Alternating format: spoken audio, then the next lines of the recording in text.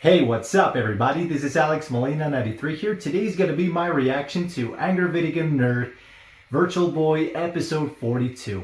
And this was requested by Jerry McCorney, so a big shout out to you, buddy. A quick update, I know what you're thinking, I'm in the other room, but this is for the next video after this because this is just my reaction for AVGN. So stay tuned for my next video for the entire situation I have for this room right here. I am right now. So without further ado, so let's get started, shall we? All right, here we go. 1, 2, 3. I need to get a wireless mouse at the position I am right now.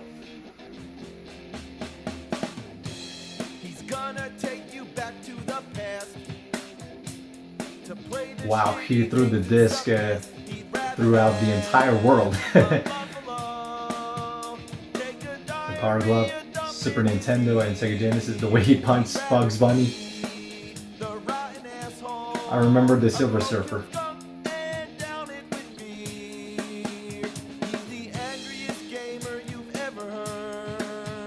He's the angry Nintendo nerd. He's the angry Atari Sega nerd.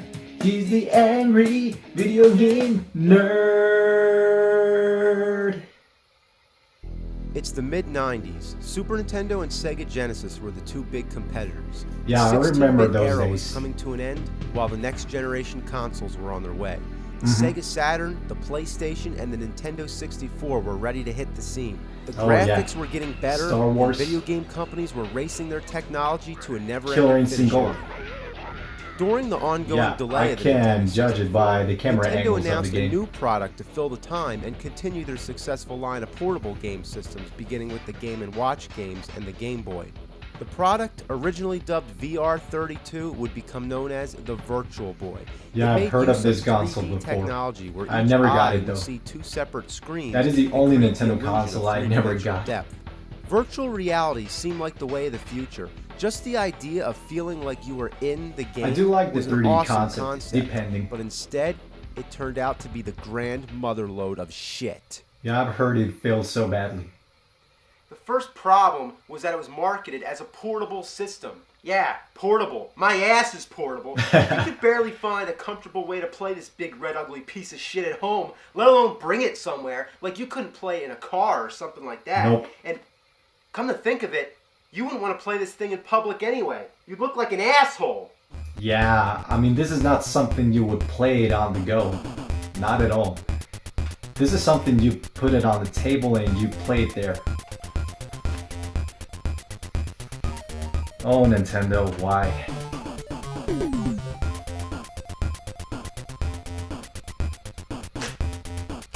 Oh my god. Hopefully the tape didn't damage your hair after this. Why isn't there a head strap? Let's think about Nintendo. this. This must be one of the worst designs for any invention in history. It's basically a pair of goggles on a stand. To me, that translates to a pair of eyeballs on legs. Yeah. The controller's really weird too. It has two D-pads and the battery pack is attached to it. You can swap it with an AC adapter, but when you're playing on a table, it can come loose and shut off your game. The 3D effects are hard to focus and they strain your eyes. There was even a warning on the box that said it could cause headaches and seizures. That's great, right? God. It's like the cherry on the shit sundae. How would you like to play bad games and have a headache too? But not at all. Before I say the games are bad, let's take an honest look. Unfortunately, the only way I can record these games is to zoom into the eyepiece, so please excuse the guerrilla-style videography. Let's begin with Mario's Tennis. This was one of the first Virtual Boy games to be released, and it's usually the first one that most people play. It starts out with Mario hitting a tennis ball right into your face. The 3D effect is actually pretty effective, but without experiencing the actual game, you can't see it. Now, the main thing that disappointed everybody right from the beginning was the fact that the games are all in red and black. Now, the original Game Boy was in black and white, or black and greenish yellow, whatever, but the Virtual Boy was supposed to be cutting edge, so it was fair to expect it to be in color. What a letdown. Yeah. Now, as for the game itself, and to be a 32-bit console, with a selection of Mario that's disappointing characters. though. Not bad, but nothing special. The big problem for me personally, it's also hard to distinguish. What the hell kind of virtual reality game is the this? resolution I don't feel like I'm on the floor interacting. Episode, I would have expected this to be in a first-person perspective. It was the whole back in idea 2000s. of virtual reality is to simulate the experience of the game like you're actually in the environment. It's supposed to feel like reality, hence the term virtual reality. Right. Here's another one, Galactic Pinball. Well, it's just a pinball game with a space theme. The 3D effects are pretty shallow on this one. Nothing ever really comes up in your face. To use the paddles, you hit the buttons on the bottom of the controller, which feels like using a real pinball It does look like a regular pinball. But you expect pinball. to be able to hit the button harder to hit the ball harder. So in the long run, it just makes you wish you were playing a real pinball machine instead, or anything other than this. I feel like I'm taking an eye exam. Yeah. Speaking of that, my eyes are starting to hurt already. If you play this long enough and go blind, you can really become the pinball wizard. Okay, now we have Teleroboxer, kind of like Rock'em Sock'em Robots. And holy shit, it's a first-person perspective. This is a little more like virtual reality. The gameplay is pretty much the same as Looks like this game is made for Virtual Virtual Boy. Punch the body, hook, uppercut, duck, does dodge, look like Punch and Out, you can make but use in of both first person. D-pads, which individually control each arm, so you can block with one arm and punch with the other at the same time. It's not bad, and the 3D effects are cool, especially when your opponent knocks you out. Next up, Red Alarm. Well, red is right. All the games should have had red in the title. It's basically a flying game like Star Fox. Yeah, that's what I had in mind. Graphics looked like on Star Fox? Everything was a polygon. But imagine that in red and black without any rendered shapes whatsoever. Everything's just a wireframe. It looks like a game that hasn't been finished. Worst of all, it's disorienting. If only there was some kind of texture, you'd be able to see where the boundaries are. But without it, you're just flying around with a bunch of lines. Often I think I'm flying into an opening, but then I just find I'm butting against a wall. Look at this. Where am I supposed to go? One thing that's cool is that you can switch camera angles. I choose the POV because, after all, isn't this supposed to be virtual reality? Unfortunately, Red Alarm and Teleroboxer are the only two Virtual Boy games to have this feature. Yeah. Next up is Wario Land. You take control of Wario with one good things basic about goal, this game. reach the end of each level. One of the only Along good the way, Virtual you gotta Boy find games keys I've to heard. open doors, collect treasures, and fight enemies. You stomp on them, throw them, or dash into them. There's also parts where you can leap into the background, obviously trying to cater to the 3D gimmick. I think this is the best Virtual Boy game there is. Damn good, but only one problem. What? It's on Virtual Boy. Yeah. Next we have Panic Bomber. It's a puzzle game, and a decent one I might add. Basically, things fall down and you gotta match 3 of a kind in a row, in a column, or diagonal. The match pieces disappear and you get bombs. Just when looks a lit like a bomb regular falls, Tetris. you can use it to blow up the other bombs. Now, I have one question. Why in the holy mother of fuck does this need to be on Virtual Boy? It's a puzzle game. This is the kind of thing that belongs on Game Boy. Not only is there nothing remotely 3D or virtual reality based, you can only play it alone. Aren't puzzle games most fun when you have friends to play with? Well, Virtual Boy actually had an extension port for a multiplayer cable. It would have been used to link 2 Virtual Boys, much like the Game Boy did. But the only problem, they never released the cable or made any games that supported it because the Virtual Boy sucked so hard it was retired before such a thing could be released. Next we're up to Mario Clash. Every Nintendo console had its own definitive Mario title, and this you would hope would be decent. But what you get is basically a remake of the original 1983 Mario Brothers arcade.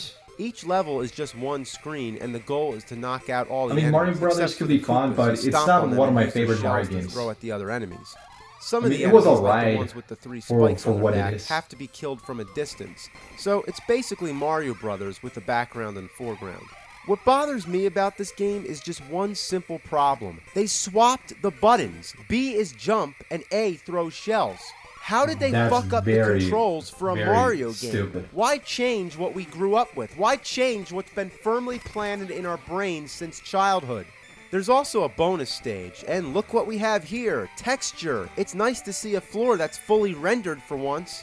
Overall, Mario Clash isn't bad, but it's repetitive, and it goes on for 99 levels, probably making it the longest Virtual Boy game. And since it causes eye strain, it shouldn't be finished in one sitting. Next, Nestor's Funky Bowling. Any subscriber to Nintendo Power knows who Nestor is. And I think I've seen this character before. Game he's ever been in. I don't remember. All I can say is, it's bowling. That's what it is. But I don't know what's so funky about it. It's just an average bowling game with the same 10 pins over and over. The animation on Nestor's reactions is pretty fun to watch. It does look like a normal other than that, bowling there's game. not much to say. Okay, next is Virtual League Baseball. You bat, you run, you pitch, you catch, you run, you throw. It's baseball. The music is pretty cool, and you get a nice 3D effect when it shows the field. Kind of like you're sitting in the seats, almost like a virtual reality feel. When it comes to batting, the hit detection is kind of awkward, and when you're in the outfield, it's like you need a microscope to see the players. It's such a strange sensation to be controlling sprites the size of ants, kind of like North and South on NES. Now let's do Vertical Force. This one is a 2D shooter, kind of like Galaga 1942 or R-Type. It's a genre that's classic as a good old TV screen. The only 3D part is that you can switch between two different altitudes, so it's kind of like 2D 3D. Sometimes you gotta fly up or down to avoid obstacles, but most of the time you can just stay where you are. The 3D effect isn't even that deep anyway. This is another perfect example of a game that doesn't need to be on Virtual Boy. Next is golf. The feature That's wasn't it, just all golf. that impressive. Of all the games with this title, I'd impressive, stick though. to golf on NES. You pick your club, you line up your shots, and that's about it. Just the idea of playing an 18-hole course on this makes me sick. Not the sport. The graphics are decent, but they beg to be in green and black rather than red and black. Well, it would be nice if it was in color, but let me tell you, if there's one color that I imagine when it comes to golf, it's fucking anything but red. Yeah, Next, I always imagine green. Now, anyone who's familiar with Tetris will immediately understand the concept. Blocks fall down, and you have to put them together without leaving gaps. Anytime you fill a whole row, they disappear, and the only difference is that it's in 3D, but that means it moves along a lot slower because there's a lot more space. It is more of an experiment. The A and B buttons turn the blocks around in the second dimension, while the right D-pad flips them in the third dimension. The left D-pad moves the pieces around to where you want to drop them, and it works quite well. 3D Tetris and Teleroboxer are the only two Virtual Boy games that use both D-pads to do something different. Okay. Until the blocks drop down, they're transparent and they have little shadows to help you tell where they're going to land. Also, the layout keeps moving, so they basically tried everything they could so that you won't get confused, but still, it's a little hard to tell what you're doing. The 3D aspect isn't even very unique. They could have made a game like this on just about any other console at the time. While the Virtual Boy does place parts of the graphics in front of other parts, the blocks here are just two-dimensional shapes drawn to give the feeling of the third dimension without actually doing so. It's like if I just draw on a piece of paper. There, that's 3D. I'd say just stick to regular Tetris. Yeah. Well, now we save the worst for last. It's Waterworld. Now, let's just stop for a moment and take Isn't this based on the movie? Waterworld on Virtual Boy. The expression he does. It's like puking on a pile of shit. Alright, here we go. Ocean presents Waterworld. How ironic. Yeah. Well, as far as the graphics go, too bad they couldn't use the color blue. I mean, they had two choices for the water. It could have been red or black. Well, at least they chose black, because if it was red, we'd be calling it Blood World. Yeah. Either way, it looks like shit. It does look like shit. The object of the game is just to shoot everybody and rescue the people. It's basically a remake of Defender. There's not really any goal other than getting a high score, which really helps since it doesn't save any data. There's actually a 9-player mode, which I honestly find hard to believe. Could you imagine passing the Virtual Boy around the room to 8 other people? I'd rather drink Kevin Costner's recycled piss water. Waterworld is the only movie-based game on Virtual Boy, and doesn't it seem like a match made in heaven? It's a perfect analogy. An over-budget, overhyped movie turned into a game on a gimmicky, overpriced anal atom bomb of a console exploding with diarrhea. Well, that's it. The Virtual Boy was such a flop, it died in less than a year. Wow. And I didn't pick these games. Even worse than the Wii U. I just reviewed every Virtual Boy game to be released in North America. That's right, I am holding the entire library of games for this piece of shit in my one hand. What a shame. With the exception of Jack Brothers, which is rare, expensive, and probably not worth jack shit. Now, to be fair, most of the games are okay, but they're the same kind of games you might as well be playing on a regular TV screen. I mean, they tried to take advantage of some 3D elements, but this wasn't called 3D Boy. It was called Virtual Boy. Now, they didn't even attempt a virtual reality concept. What it needed was some first-person shooter games, like Doom. That would have been awesome. Yeah, it would fit so well for Virtual Boy, but they chose not to. Technology's gotten better, but nobody really gives a shit about virtual reality anymore. Well, it depends. That's for the best.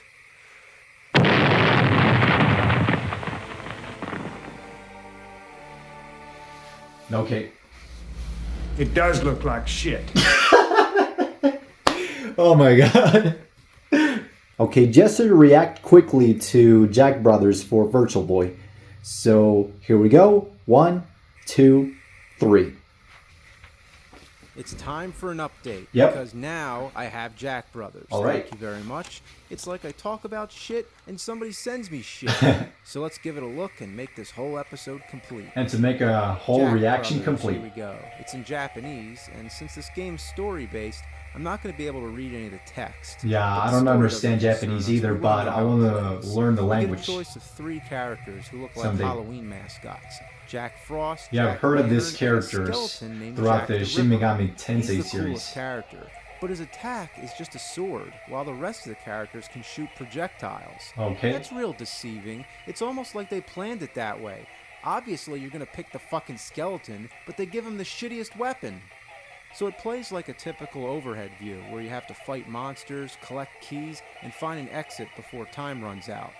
Instantly, it reminds me of Gauntlet, and that's not a bad thing. Yep. For such a rare game, it's not half bad.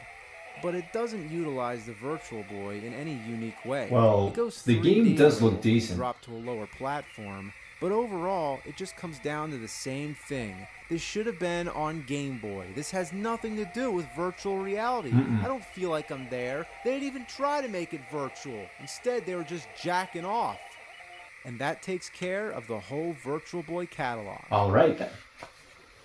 So there you go, guys. That is my reaction to Angry Video Game Nerd Virtual Boy episode 42. This was actually a good episode. I really did enjoy it.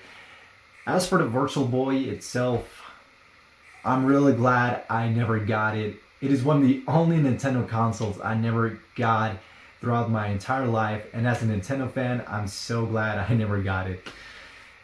Yeah, I mean, one of the biggest failures for Nintendo.